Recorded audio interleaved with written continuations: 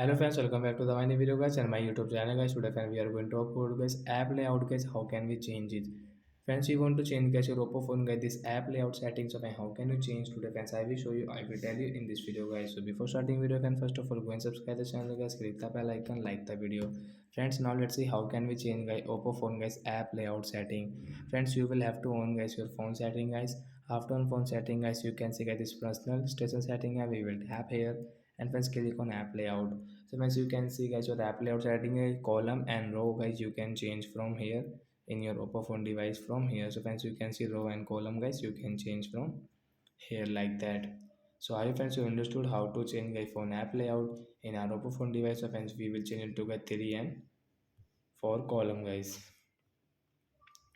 So like the guy we can change guys our Oppo phone guys app layout setting. So that's it guys, thanks for watching the video. I hope friends you understood how to change phone app layout. So bye guys.